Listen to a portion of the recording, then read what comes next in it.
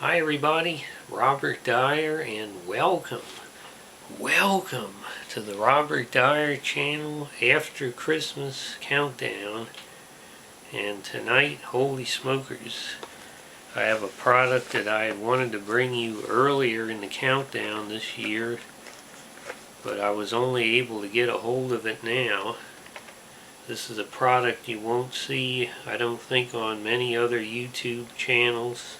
Just as you don't see a real Christmas countdown like this on any other YouTube channel this year. At some point perhaps YouTube will recognize that, but for now we're getting squelched. And these are the original Merrimints. It's a classic 1950s candy.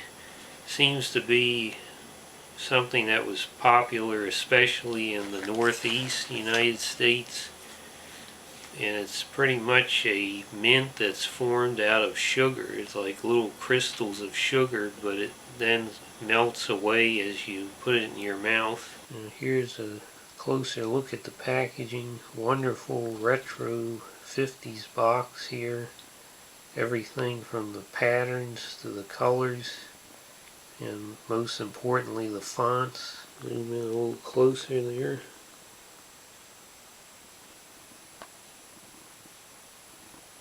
can see it shows the two different sides of the candy.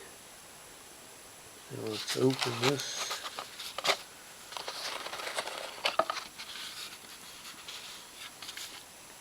See the wonderful colors, although I don't see orange.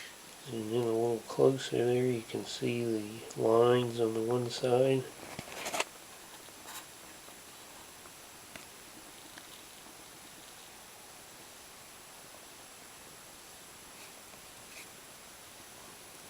Now just to show you the two sides, this is the side with the lines on it, and this is the other side which is smooth.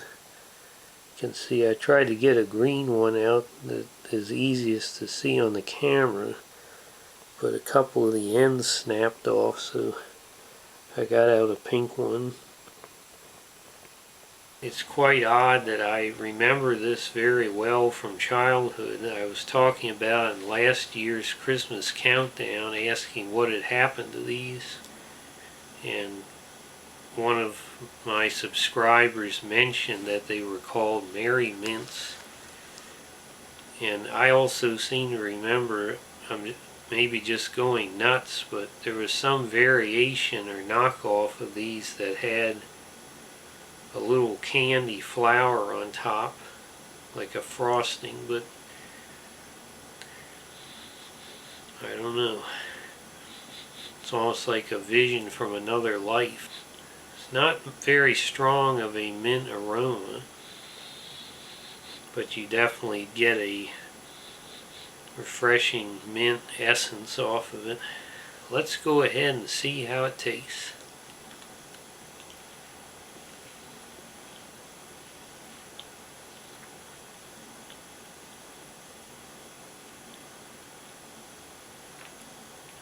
That was quite strong, and it's a little more, it's definitely a strong mint flavor, but it's more of a, not a peppermint, but it does go a little more towards the medicinal side of the spectrum of mint than I would like. I'm starting to wonder if I didn't have some kind of a knockoff product that I remember that seemed to be more sweet than minty.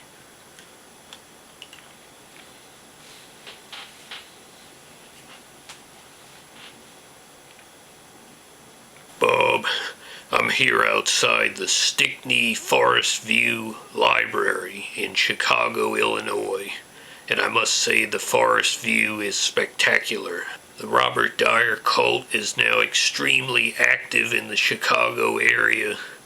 We've even received a commendation from Peter Cetera himself in a formal ceremony at the Pizza Time Theater. Now for our latest mission. I'm about to climb into this metal trash can you see behind me. It may look like just an ordinary trash can, but it's what Merv Griffin calls the trash can TARDIS. The trash can TARDIS. As we saw weeks ago, strange things are happening in the alleyways of Chicago at night. What better way to go undercover than inside a drivable trash can, crawling up and down, the alleyways of Chicago all night long. All night long. I'll be taking along a box of Malomars. When I was growing up in the South Bronx, Malomars were one of the 4 major food groups. By the end of this night, we're going to know a lot more about this New World Order conspiracy. The dungarees, the bean sprout sandwiches, how the CIA is controlling your mind through Baby Yoda, the whole 9 yards. The whole 9 yards. Well, the good news is it appears that each of the different colors actually has a different kind of a mint flavor. And this is good for one thing because the green mint flavor is more of a spearmint, and I liked it a lot better than the pink one, which was a little too much like Pepto-Bismol or something to me. So hopefully the yellow and white ones will also be good, but it also at the same time it sort of confirms to me again that I must have had some kind of a knockoff of this candy, and that's why I don't remember the name or the box. And I have this idea about there being a frosting flower stuck on the top. Maybe one of you remembers what I'm talking about and knows what that product was. This is basically a very similar thing. This one is not quite as... The one that I remember had a little more of a... It seemed like it was a little more softer, and so I would say from the standpoint of that, these are still good. And they have this wonderful retro packaging if you like things from the 50s like I do quite a bit. And my understanding is these come from Batavia, New York, a little ways west of one of my favorite cities, Rochester. I don't know if any of you had a chance to go through the Rochester subway. I've seen videos of it online. It no longer exists, but I can't imagine what it would have been like to actually ride on the Rochester subway. It's quite a magnificent system they put together. Unfortunately, it was shut down by the powers that be, as it always happens. But